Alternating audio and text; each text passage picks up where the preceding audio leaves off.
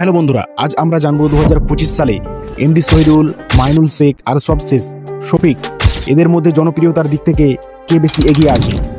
তো আমরা প্রথমেই আসি এমডি শহীদুলের দিকে। এমডি শহীদুল 2005 সালে মুর্শিদাবাদের লালগোলায় জন্মগ্রহণ করে। এমডি শহীদুল বেশি ভাইরাল মূলত তার ইনস্টাগ্রামে অ্যাটিটিউড ডায়লগগুলোর জন্য। বর্তমানে তার ইনস্টাগ্রামে ফলোয়ার্স সংখ্যা 5 লক্ষ প্লাস। আর কয়েক মাস যাবৎ এমডি শহীদুল তার নিজস্ব ইউটিউব চ্যানেলে একের পর এক sad, rap, gangster song upload দিয়ে দর্শকদের মনে যেন আরো জায়গা করে নিয়েছে। এমডি শহীদুল তার সোশ্যাল মিডিয়া থেকে প্রতি মাসে 1 থেকে 1.5 লক্ষ টাকা মতো ইনকাম করে থাকে।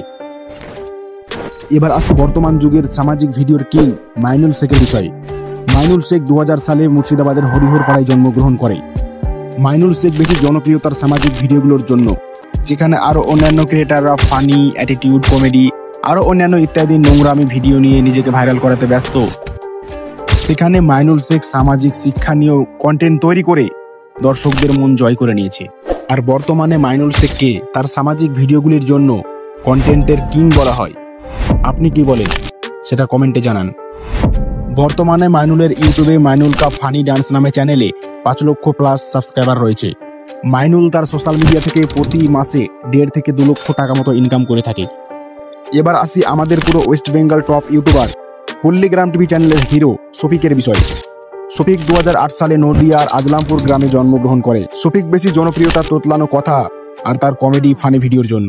আর আপনারা নিশ্চয় লক্ষ্য করে দেখেছেন শফিকের প্রায় ভিডিও, অর্থাৎ শফিকের সবগুলি ভিডিওতেই মিলিয়ন মিলিয়ন ভিউজ। শফিকের ভিডিওর ভিউজ পরিমাণ দেখে আপনারা নিশ্চয় বুঝতে পারছেন যে শফিক বর্তমানে দর্শকদের মন কতটা জয় করে নিয়েছে।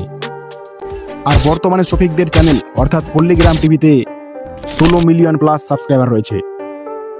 এবার আসি শফিকের মাসিক ইনকাম নিয়ে। শফিক যেহেতু পল্লীগ্রাম টিভি চ্যানেলের হয়ে কাজ করে, তাই তাকে পল্লীগ্রাম টিভি প্রতি নাটক পিছু 4 থেকে 5,000 টাকা করে দিয়ে থাকে। তো দর্শক, এবার আপনারাই ক্যালকুলেট করে বলুন শফিকের মাসিক ইনকাম কত দাঁড়াচ্ছে।